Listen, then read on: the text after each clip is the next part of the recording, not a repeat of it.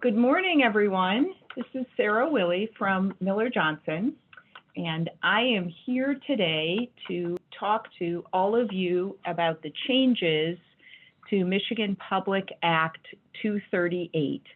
And before we dive in, I have great news.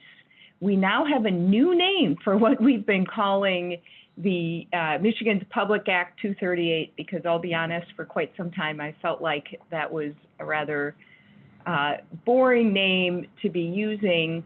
It is now that when the legislature formally published the law this week, they called it the COVID-19 Employment Rights Act. So I'm going to take a shot at using that name when I talk to you today about it. Forgive me if I am not perfect, because I'm guessing from time to time I'll still find myself going back to my old ways and calling it Public Act 238. But it is now going to be called the COVID-19 Employment Rights Act, which of course we're going to shorten to COVID ERA, I'm guessing. Thank you for joining me today. I hope you are all well and getting through this first week back after the holidays, managing the stress and chaos and everything else. And thank you for joining. Okay. So here's what we're going to talk today. When I go through these recent changes to what is now the COVID ERA, there are three categories of information that I know you guys all want to hear about. The first one I've called Help, My Head is Spinning. Please tell me what the isolation and quarantine requirements are in Michigan if an employee has tested positive, if an employee just has symptoms but hasn't been tested yet, and if an employee was in close contact with somebody who might or does have COVID. Okay, so that's sort of what I'm referring to as what do we need to do to update our decision tree when we have those events, and can you please help me, because I'm so confused now about whether I can require a test and what documentation I can require and how many days somebody has to wait before they get tested and what is close contact, et cetera. So we're going to talk through all of that.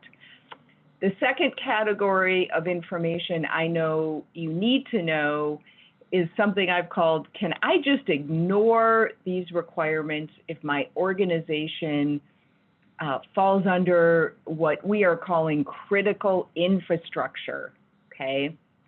So we're going to be talking about that.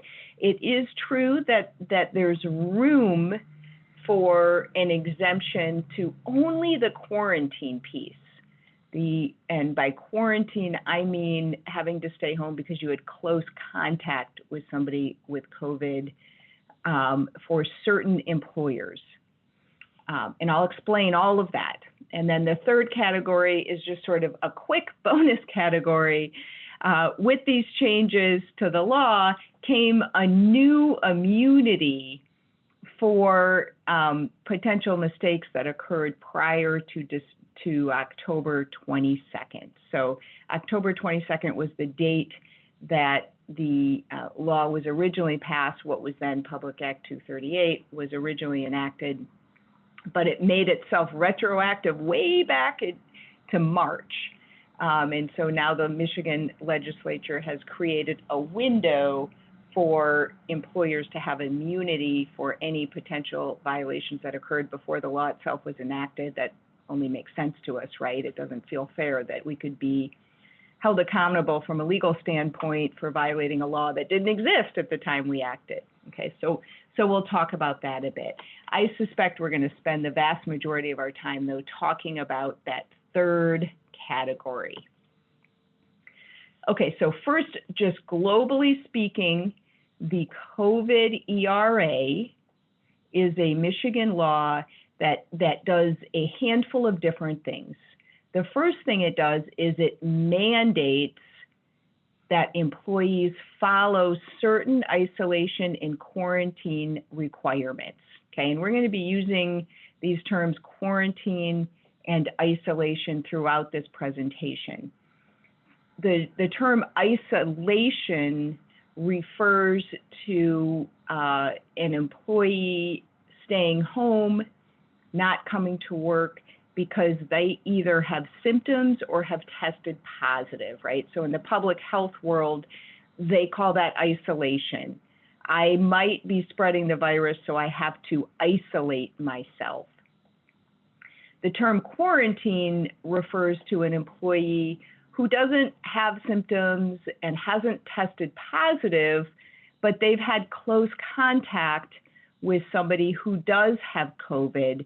And so we need them to also stay home in case they are in that incubation period and spreading the virus unknowingly, okay? And that's called quarantine. So an employee in that case would be quarantining themselves so that they don't spread the virus, okay? The COVID ERA not only mandates that employees stay home, but it provides job protection for that time off. And I wanted to point that out because I think that is something that most employers are doing now as a matter of course. If an employee is required to quarantine or isolate, they're not taking attendance action against that employee or otherwise disciplining them. But I do, as I look ahead on the horizon, and I see an inkling of maybe COVID starting to taper off, right? I fear a bit that that's going to be forgotten, right? And so don't forget, when an employee is following the requirements of the COVID ERA, they have that job protection as well, okay? This law also contains an anti-retaliation provision. So it not only provides job-protected time off, but it says you can't otherwise take any adverse employment action against an employee if they're complying with the quarantine or isolation requirements, if they're opposing any violation of the law, or for reporting any health violation. Okay, I've had a couple of situations with clients in which coworkers themselves were not subject to a quarantine or isolation requirement, but they were raising concerns because they believed that a coworker was either not following them or not being required to follow them. And in the context of those conversations, it was important to remind that employer that employee is opposing a violation of the COVID ERA, and we need to be careful not to take any retaliatory action against them for doing that. The COVID-19 ERA finally provides a private cause of action, right? And so that means that if we don't follow it, right, if we don't follow what it says, an employee or someone else could file a private cause of action against us for our failure to do so and get damages. One thing the COVID ERA does not do is mandate any pay to go along with the time off for quarantine or isolation. That has become a very common question after December 31st, because of course December 31st is when the FFCRA expired. That was the federal law that for employers with less than 500 employees mandated pay when an employee had to miss work under the COVID ERA. Now that that federal requirement, that mandate has gone away, I'm getting lots of folks saying, well, wait a minute, is there some other vehicle in place that requires me to pay employees for this time off work? And the answer is no. Just they could get their paid time off benefits, their sick time potentially, and they could potentially, depending on the circumstances, get unemployment benefits. Okay, so prior to these changes that we're going to lay out today, just a reminder, we had this law in place that had been passed by the Michigan legislature. And when it was passed, the Michigan legislature did generally apply quarantine and isolation requirements as they existed, right, per the CDC guidance when it was passed. Okay, so back on October 22nd, the CDC had certain guidance about how long to quarantine and how long to isolate and what close contact was, et cetera. The problem was, and what we quickly learned, is that because we're living in a global pandemic, this science is changing, and it's changing quickly. And the CDC, rightfully so, thankfully so, is continuing to update its guidance. And so pretty quickly, what was then Public Act 238 became out of sync with what the CDC was saying, okay? And that created both confusion for employers, right? Trying to understand, well, what am I supposed to follow? And it also created a lot of headaches for employers that had employees in different states. We all of a sudden had these sort of antiquated, indifferent rules in Michigan, whereas in many other states, you could have just followed the CDC guidance. And the problem was is that once we have a law like that in place, it's not impossible, but certainly more difficult to change it, right? It's not just like an executive order or an order from our Department of Health that one person can change. Instead, updating and changing that law required, of course, an act of the Michigan legislature, okay? So it took them some time to do it, but they did. They did it at the end of December, and it was finally signed by our governor on December 30th, okay? And I think they did actually quite a good job. There's a couple of things I still think they missed, but for the most part, I think they did a good job. Okay, so let's talk about what are the updated quarantine and isolation requirements. Now, as I talk about this, what I am going to tell you is what the rules are now. I am not going to get real bogged down on the difference between what they were before and what they are now, because quite frankly, it very quickly gets confusing and convoluted. And so I think we're going to be a lot further ahead at the end of this if we can talk about what the requirements are right now under this revised COVID ERA, okay? So let's start with the positive test. If my employee tests positive for COVID, what do I do? Well, here's the really good news, guys.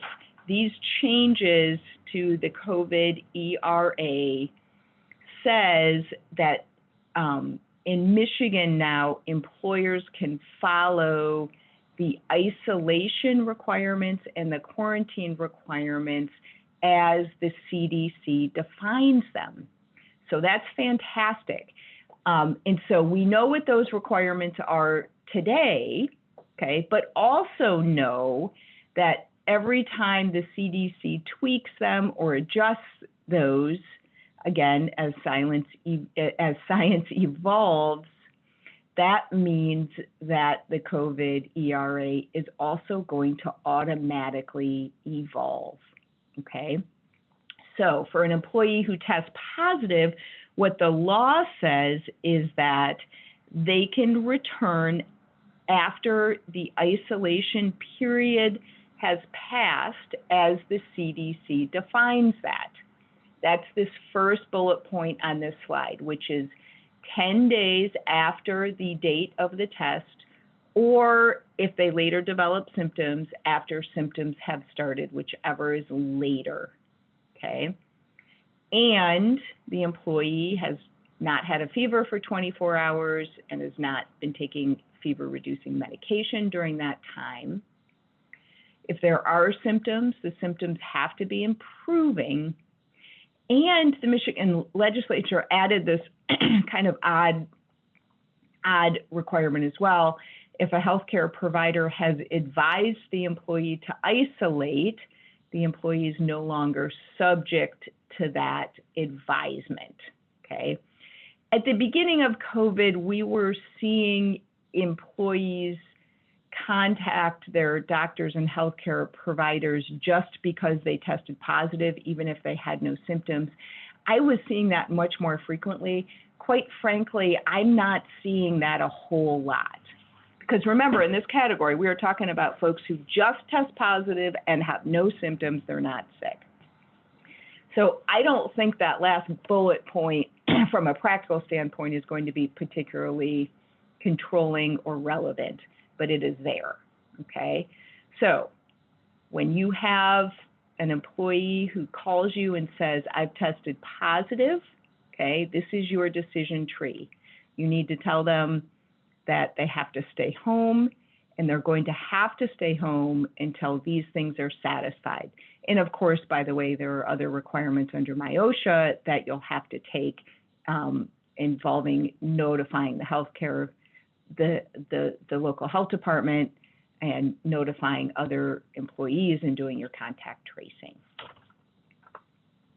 So for each of these categories, I'm going to proactively guess what your questions might be and try to answer them for you, because I have a pretty good idea of what you're wondering based on that information now. Okay, so for a positive test, other common questions, okay? First, yes, you can request a copy of the positive test results. You can say to the employee, please give me a copy of your positive test. I think that's perfectly fair. If for no other reason, you need verification of the date of the test so that you can start counting the 10 days. If they tell you the local health department has given them an isolation notice, yes, you can request a copy of that. Again, at the beginning of COVID, and even throughout this summer, and even at the beginning of the fall, we saw the local health department get involved in the vast majority of positive tests. That has completely fallen off. Our health departments got very overwhelmed doing contact tracing, and now they're even more overwhelmed with the vaccine. I think we are going to much less frequently now see any direct interaction with the local health department when a person tests positive. Some of the local health departments do on their websites have a mechanism by which a person can get a quote unquote isolation notice simply by typing in the date of the positive test, and then it kind of spits it back to them, and they can do that for quarantine too, okay? If the employee says, I tested positive and my healthcare provider has told me I have to isolate, yes, you can request a copy of that note as well. And finally, no, you do not have to require proof of a negative test before returning to work. And let me just pause for a second and talk that through a bit with you. There is a reason why the CDC guidance allows folks to return to work and return to their communities simply after an isolation period without requiring a negative test. And that is because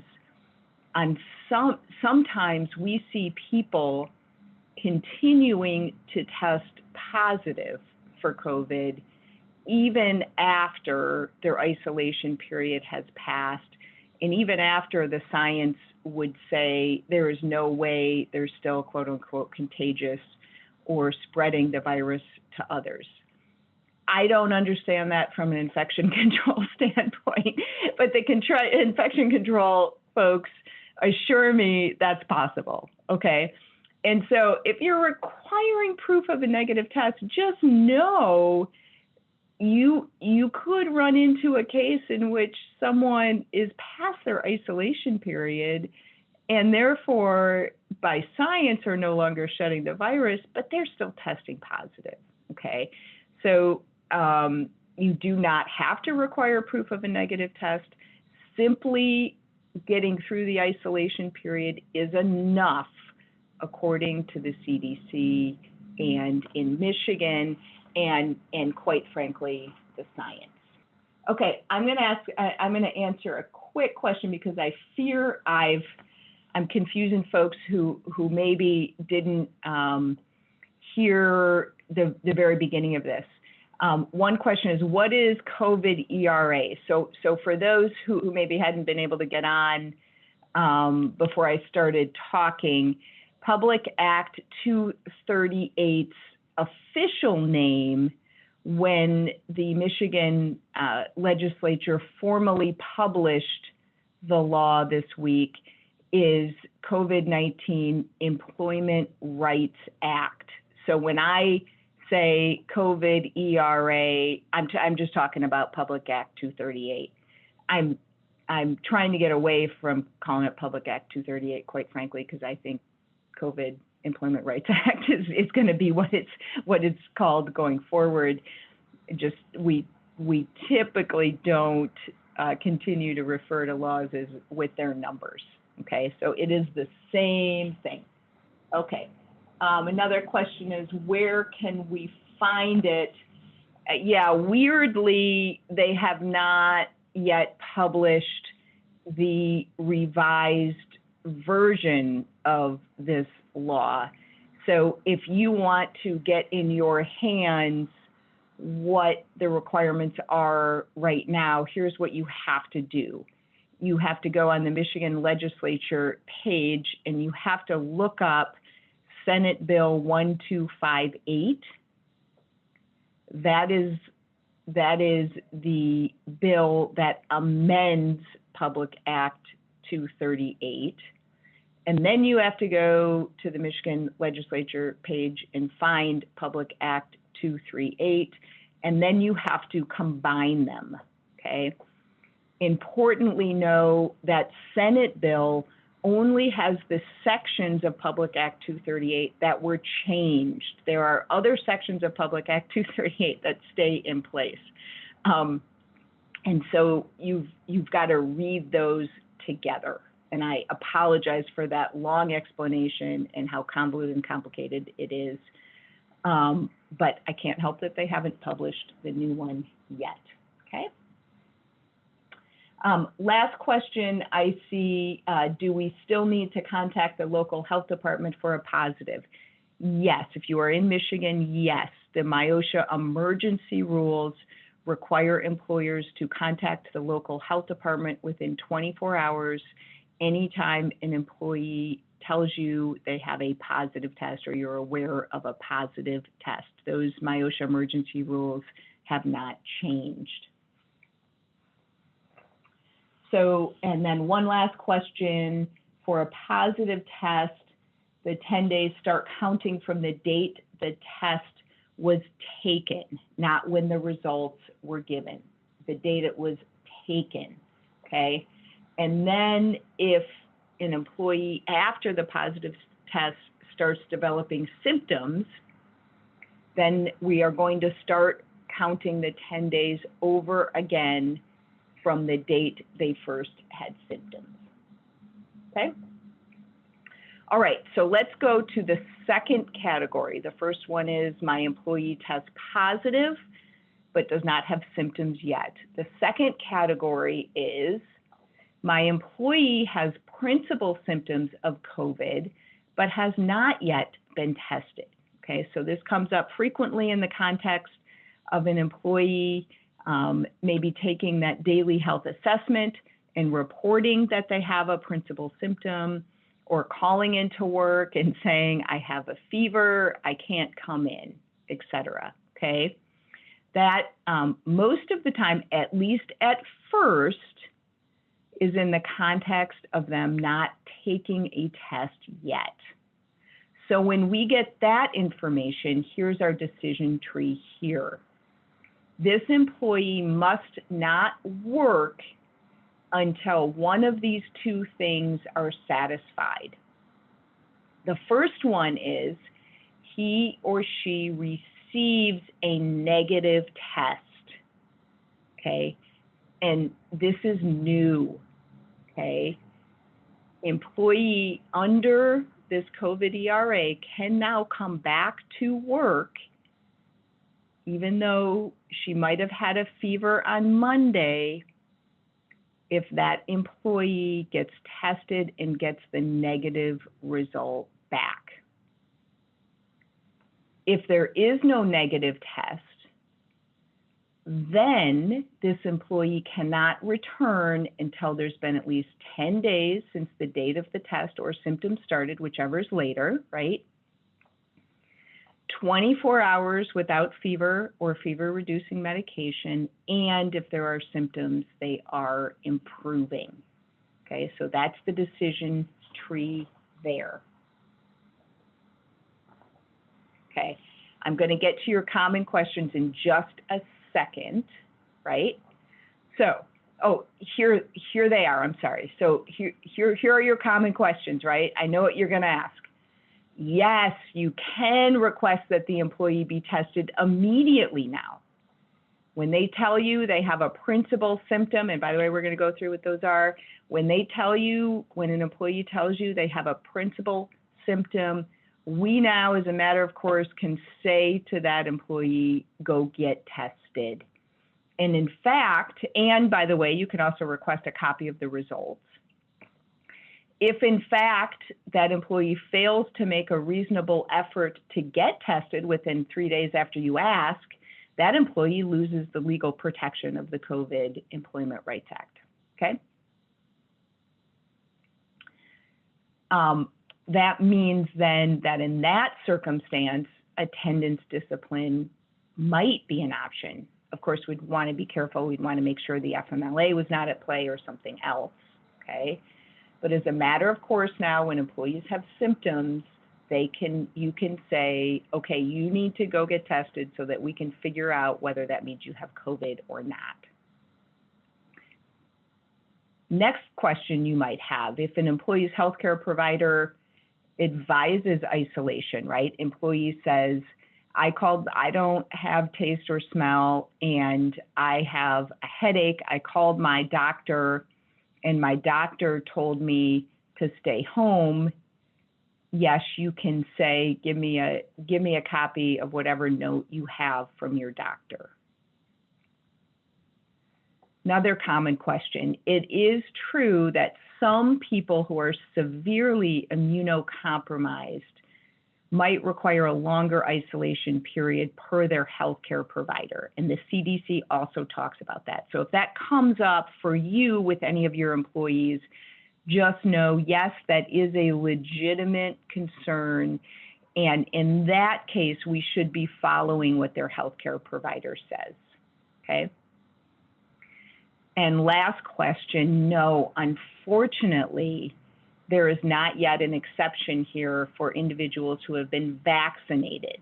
I am really hoping that the CDC is going to update their guidance soon to say that if once individuals receive both vaccinations, they don't have to follow these isolation and quarantine requirements.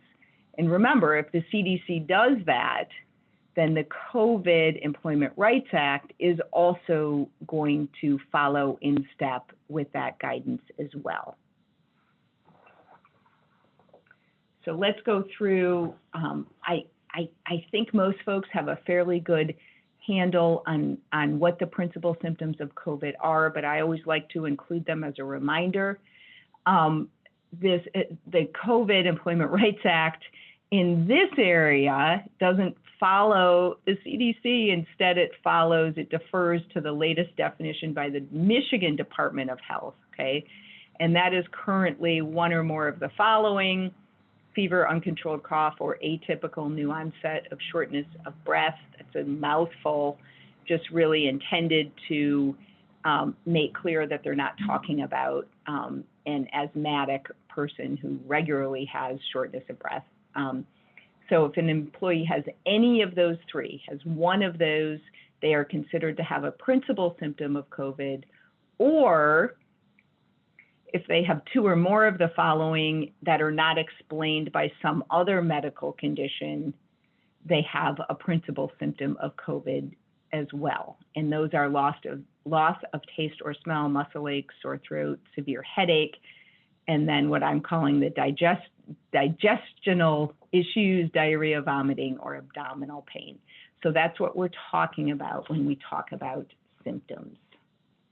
I'm going to take a break, see what questions have come in, and answer those before I get to our third category. One question is a great question. It says, when requiring a test, does it matter if it is a PCR test or one of the rapid antigen tests? Great question. It doesn't matter per the COVID Employment Rights Act. However, because the antigen tests have been found to be less than accurate from a practical standpoint, I would highly recommend requiring the PCR test.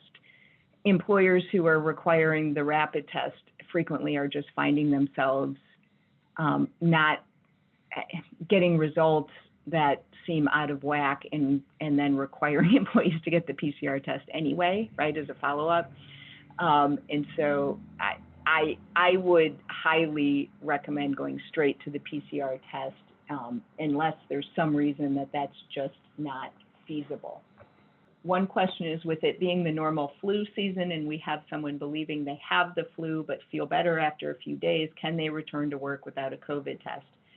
If they have symptoms that fall into these categories, right, of principal symptoms of COVID, right? I'll go back to that for a minute.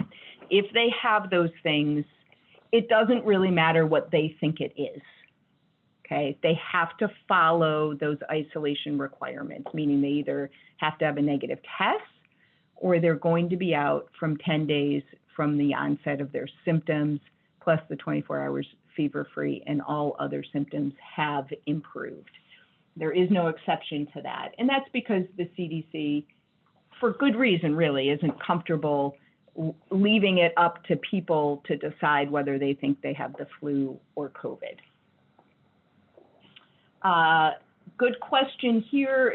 If our company is fully remote and somebody tests positive, do we still have to contact the state about the positive test? So just a reminder, it's not that you have to contact the state, it's that you would be required to contact the local health department. And the local health departments are giving, well, so first of all, the MIOSHA emergency rules don't say anything about that. They don't specify that.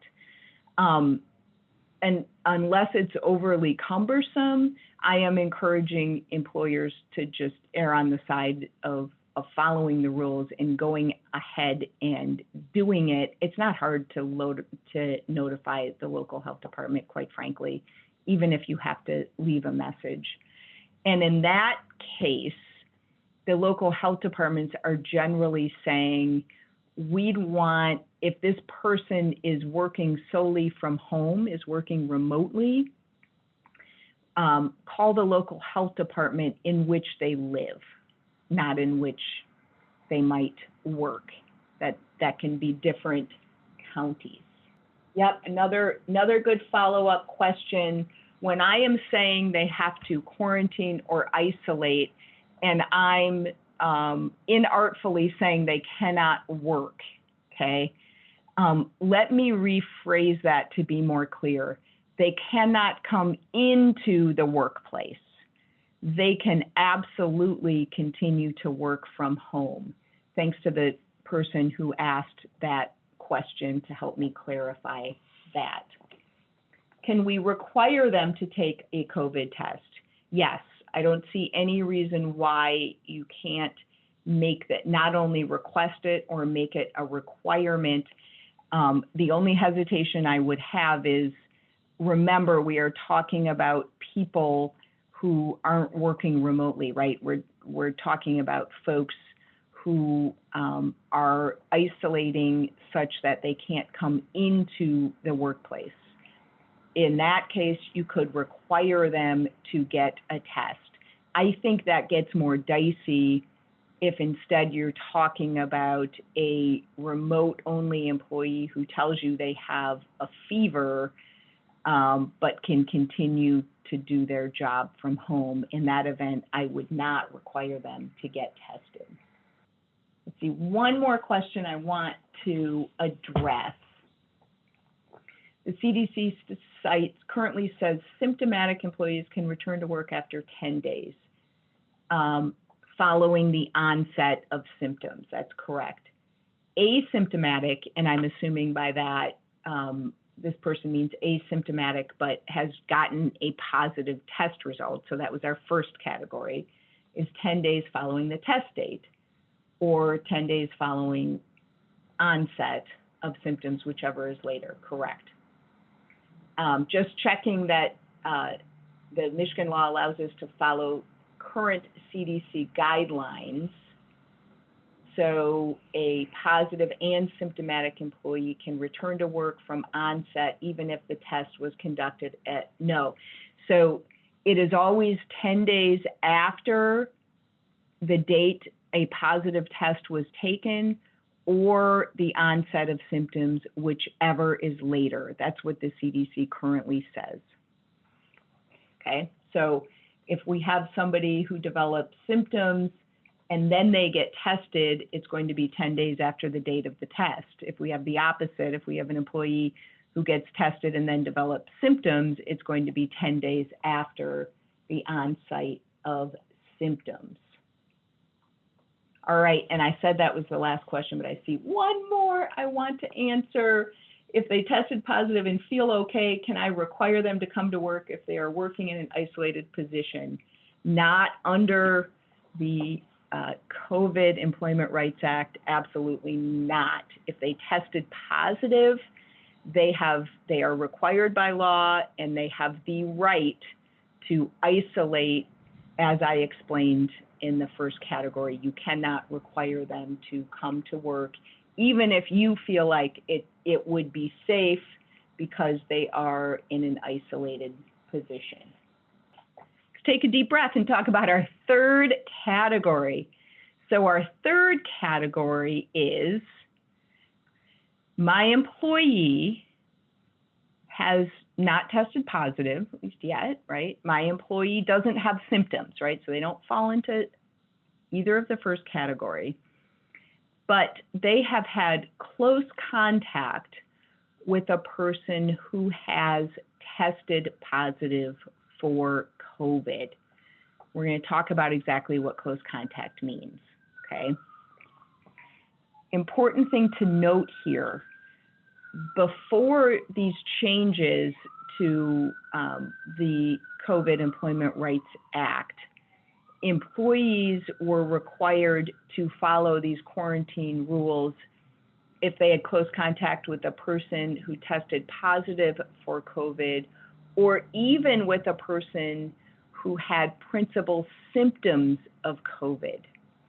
These changes to the law eliminated that second part altogether. Okay, so when we think about what's required, what's mandated, we are only now talking about somebody who has close contact with a person who actually tests positive. In that case, this employee cannot return to the workplace until, okay, and here we have to follow the CDC guidance. CDC still says the best practice is 14 days since the last close contact, right? So we have to go back and figure out when that employee last had close contact with that positive person. However, as you guys all know, the CDC has an alternative option that it advocates if the local health department has approved it. Now, the Michigan Health Department has approved this. So as of now, this is an available alternative, okay? And that is, instead of waiting 14 days, we can only wait 10. Okay, instead of 14, we can sort of cross out that 14 and put in 10. Or we can, the employee can get tested at least 5 days after that close contact and receive a negative test. If they do that, then the 10 days can be 7 days, okay? So if we have an employee who had close contact with a person on Sunday, let's say, right? I could go ahead, get tested on Friday, and if I get, by some miracle, my results back really quickly, say on Saturday, I could come back to work at that point. Alternatively, we could just tell the employee, you just have to be off work for 10 days, regardless of whether you get tested or not. Now, all of this, remember, is completely contingent upon that employee remaining symptom-free. The minute that employee has a principal symptom of COVID, we have to follow that decision tree for employees with principal symptoms of COVID, that second category we talked about, okay? This all is contingent upon a person who hasn't tested positive and doesn't have symptoms, but they've had close contact with the person who has tested positive. As I mentioned, there is no longer an obligation under the COVID Employment Rights Act to quarantine after close contact with a person who only has symptoms but hasn't tested positive. We can still choose to require quarantine and even request testing in those circumstances, of course. And some employers are continuing to do that, particularly if a coworker has is the person with whom they had close contact with, right? So you have one employee in your workplace who tests positive, you're going to be doing your contact tracing, and if you identify 3 people, then you're going to follow the quarantine requirements for them. Some employers are following that same practice if they have a coworker who just has the principal symptoms. Okay?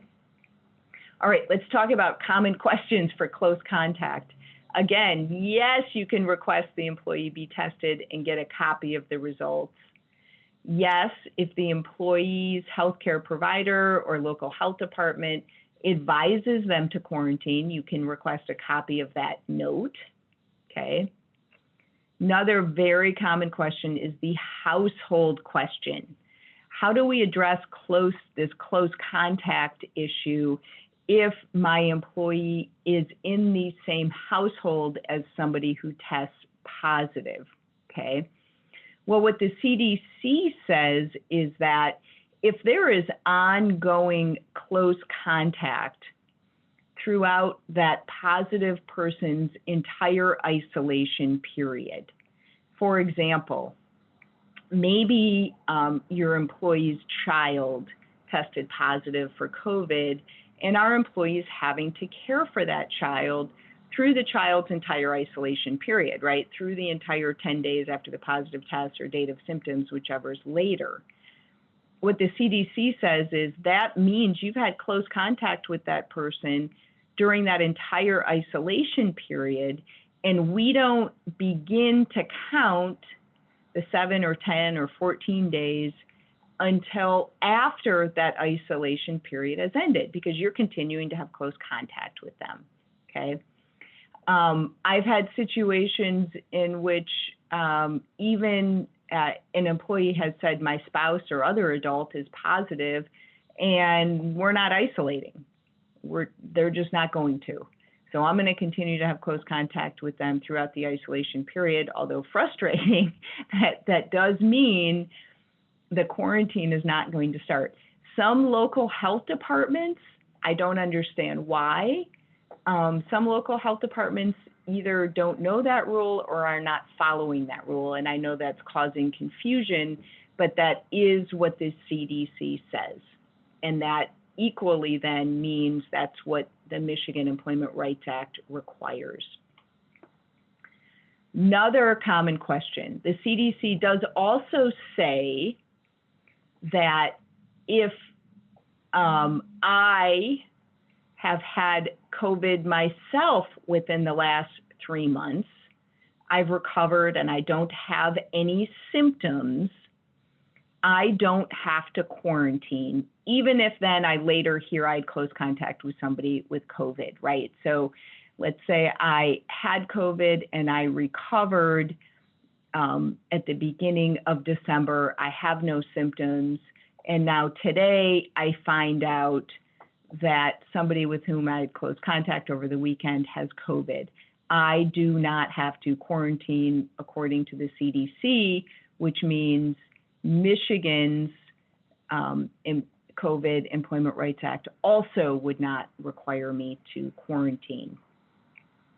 And then finally, unfortunately, there is not yet an exception for individuals who have been vaccinated to the quarantine requirements. I am hoping, again, that the CDC will come forward with that guidance soon, something saying once you've received both vaccinations, then you don't have to quarantine if you get exposed to somebody who has COVID. I think it only makes sense that they will do that.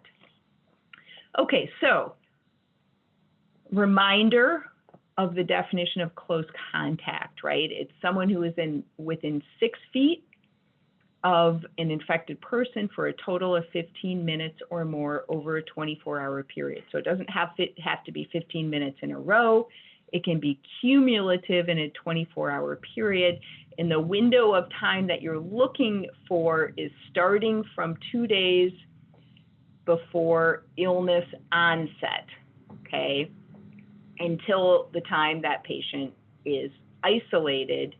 And if the patient doesn't isolate themselves, then it would be until the end of when they should have isolated, right? So the end of that 10 days. And interestingly, the CDC does also say we can consider other factors in determining whether or not there was close contact. Generally, employers aren't getting too bogged down in this unless we're talking about close contact that may have occurred in the workplace, in which case maybe we start to look closer at things like did the person actually have symptoms?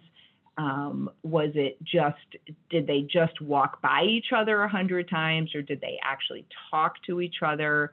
And then also other environmental factors like have we built plexiglass barriers so that even though they were within 6 feet, practically speaking, there was a wall between them, things like that, okay?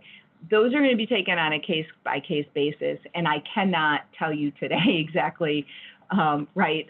I'd like to say I could promise you certain things get you out of close contact, but those are really individual discussions and weighing of factors that you would take case by case. Okay, before we talk about critical infrastructure, let me just look at the questions and see if I've got any themes. This is a good question. Should we report prior cases of COVID that haven't been reported to the health department? Well, quite frankly, that just depends on how old they are. I mean, if we're talking way outside of any quarantine somebody might have had, there's really not a huge need to report it to the health department now because there's not a whole lot they can do about it. As I think about it, I suppose the only benefit would be the total count of COVID cases if they had not been aware of it. Maybe they want to know But I don't, let me say this, reporting it now does not magically put you in compliance with what the MIOSHA requirement had been, because the requirement was that it should have been reported within 24 hours anyway. So it doesn't necessarily, quote unquote, fix the failure to report it. I would probably err on the side of not doing it unless you're still within that 14-day, max 14-day quarantine period, such that they might want to do contact tracing. Good question. If a person is wearing a mask, does that still constitute close contact? It does, and the CDC is very specific about that. Even wearing masks other than cloth masks doesn't get you out of close contact, okay? So close contact occurs even if both people are wearing masks. Question, some people have had COVID in the last 3 months, may have lingering loss or taste of smell. This is a symptom. How is it handled? Yeah, great question. The CDC does address that. They say people can have a lingering loss or taste of smell, and that's okay. That's an exception to that rule. They are still deemed to have been recovered from COVID and therefore wouldn't have to quarantine if they have close contact with a positive case. Okay, global question here that I think we should talk about. So what in the world takes precedent, CDC guidelines or this COVID-19 Employment Rights Act or county local health department, et cetera? We are endeavoring to meet the compliance requirements of all of these things at the same time. Now, the good news is we should have a lot more alignment between them, between what the CDC is saying and the COVID Employment Rights Act and what our local health department is saying with these revisions to the COVID Employment Rights Act. But there are a few ways in which there's a bit of difference still. One of them is defining what the primary symptoms of COVID are. In that particular case, my advice is to follow what Michigan says if you're a Michigan employer, because it is, so CDC guidance by itself is just guidance, right? You can't get cited for violating it. You can get cited for violating the Michigan Department of Health emergency order, the MIOSHA emergency rules, and you can get sued for violating the COVID Employment Rights Act. So follow if there is a difference. Usually we're going to be following the Michigan requirements. And I believe the Michigan requirements are pretty well in line now. The COVID Employment Rights Act and the MIOSHA rules and the Department of Health order are fairly well aligned.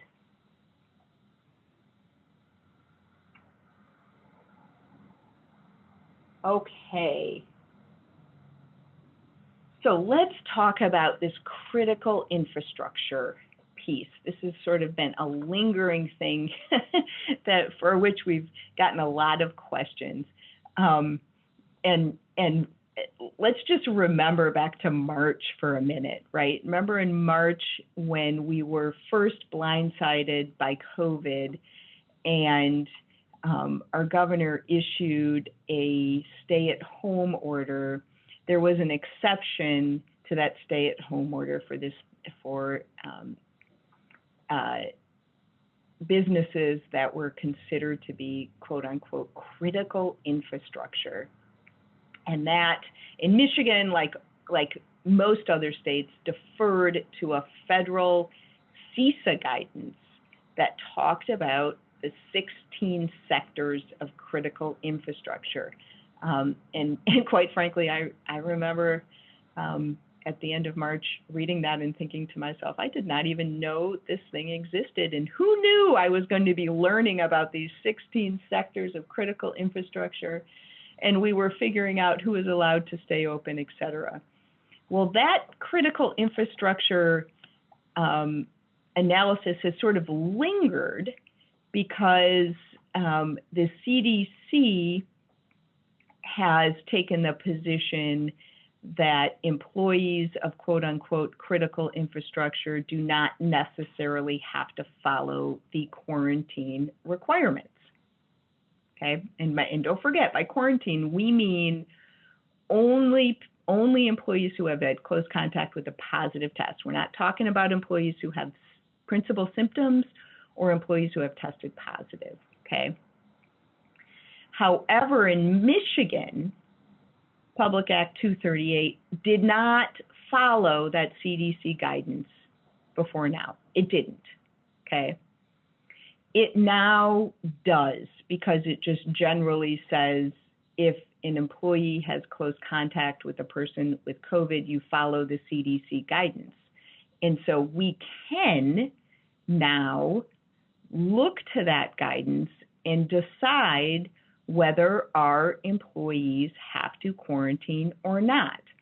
Now, the bad news is in November, the CDC greatly reduced the application of that critical infrastructure exception, okay? It's been greatly narrowed. And the CDC came out and said, look, this should only be used as a last resort and only in limited circumstances, such as when your entire facility is going to shut down. And if it shuts down, it would result in serious harm or danger to our public, right? So if this hospital is going to close, if we have to quarantine this group of employees or this particular employee, which is going to impact public health or safety. As the CDC's guidance stands right now, this is not an option for the vast, vast majority of employers, okay? Also, the CDC says that employers are encouraged to work with the local health department to determine whether or not applying the exception is appropriate. And don't forget, even if we apply it, which means we're going to be letting people come to work, even though they've had exposure to somebody with COVID, right? We have to follow very specific risk mitigation precautions. Those include actually taking temperatures at the door and other things in the workplace. Most of the other things in the workplace, to be honest, are required under the MIOSHA emergency rules anyway, okay? So good news, the COVID Employment Rights Act does incorporate this idea of the critical infrastructure exception for quarantine. Bad news is, as of right now, that critical infrastructure exception to quarantine is not real helpful for most of you, okay? But the COVID-19 Employment Rights Act has itself also certain exceptions to the quarantine, to those close contact quarantine requirements. This is in addition to the reference, the incorporation of the CDC critical infrastructure analysis, okay? So there's two pieces you could look at. The first is, might the CDC exception apply? And then also, can we use that exemption that's right in the law itself, okay? And what that exemption says is that the quarantine requirements do not apply to employees who are strictly necessary to the function of my facility. And again, if my facility stops operating, it would cause serious harm or danger to public health or safety, right? So no matter who you are, you would have to satisfy that first piece, and the employee would have to fall into one of these specific categories: healthcare professionals, workers at healthcare facilities, first responders, child care protective services, et cetera, et cetera, et cetera. the last category is somebody who's been specifically designated by the director of the Michigan Department of Health as necessary for public health services. I'm not aware of our director having designated anyone yet. At least it's not published on the website, okay? So again, that is a really high standard, guys. Even, and now, even if we're talking about, let's say, nursing home employees, which would fall into one of the listed categories, they would only be nursing home employees who are strictly necessary to preserve the functions of the facility, right? Which is an additional item that the employer would have to be in a position to demonstrate, right? It's not just any employee of a nursing home, it's somebody who is strictly necessary to the functions of the facility.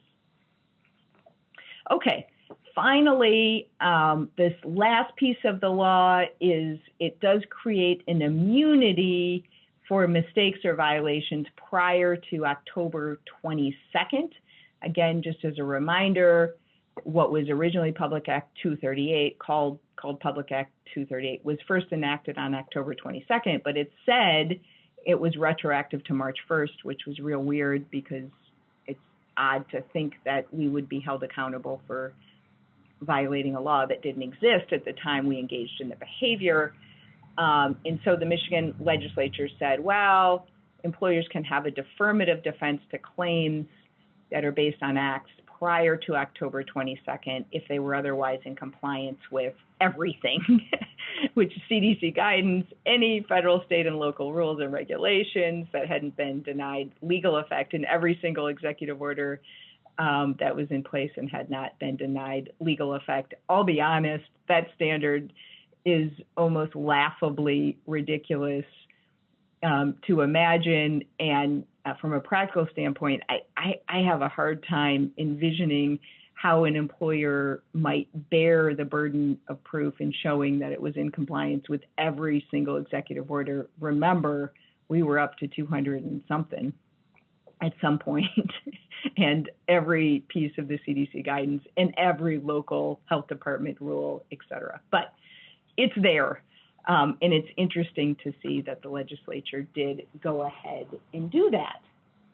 So those are all my slides, and we're at exactly about 9 o'clock. I'm going to look and see if there's a couple of wrap-up questions to answer for those of you that have to run out the door at 9 or need to move on. I just want to thank you for attending today. Okay, so let's see. I answered that one. Do schools count as child care institutions? Generally not. It refers to the legal definition of a child care institution. Some schools do have child care operations that might fall under the definition of a licensed child care institution in Michigan. So you would need to have a better understanding of exactly what sort of services are provided in that school and whether they have a license as a child care institution. If a child had primary COVID symptoms, but the employee refuses to have their child tested, what would you recommend in regard to return to work? So remember, in this case, right now, that employee is not required under the COVID Employment Rights Act or any other law to quarantine, because they have had close contact only with a person with symptoms, right? So from a legal standpoint, we could allow that employee to return to work. From a practical standpoint, I would probably want to hear more about that child's symptoms and when they developed, to gain a practical understanding of how likely it is that that kid had COVID, right? Because don't forget, we are also endeavoring to do everything we can to keep COVID out of our workplace, right? So even though this parent doesn't want to get the kid tested, if it seems almost certain that the child has COVID, I would certainly want to know that, and I would certainly consider requiring that employee to follow the quarantine requirements, even though there was not a positive test. If the employee provided us a letter from the local health department about their isolation requirements, can we assume the local health department already knows about the case so that we don't have to report it? Yeah, that would make all the sense in the world, right? Unfortunately, the MIOSHA rules still say you're technically supposed to report it. Again, I would probably just err on the side of making the phone call. It's easy, and then you're in compliance with the rules. But I understand why you're asking the question. In an essential workplace, can we rely on proper respiratory PPE training to avoid close contact where we can't physically separate? Unfortunately, the CDC says that even if employees are wearing N95 masks, it would be considered close contact. So in that case, under the law, as it stands right now, right, meaning the CDC guidance as it's incorporated into this Michigan law, the answer is no. Okay, we're going to take one more scenario, and then I'm going to sign off for the day. So the scenario is this. We'll end with this, guys. An employee's symptomatic family member chooses not to get tested. The employee has close contact with the family member but remains symptom-free. Per amended Public Act 238, the employee is still allowed to perform in-person work, correct? Now, see, this is where I wish we were in person, because I would ask you guys what you think, right? Sort of a pop quiz, but I can't do that, so I will answer the question. Yes, per the law, that is correct, right? Because the symptomatic family member, although symptomatic, isn't a positive test. That's true under the law. So, and again, I would say from a practical standpoint, we might want to know more about the symptoms and when they started, et cetera, so that we can make an informed practical decision about how comfortable we are with that person returning to the workplace or not. Okay, so we're going to end there, and I'm going to thank you guys all for joining today. I hope you have a fantastic day, and I'm sure we will be talking more soon. Thanks. Bye-bye.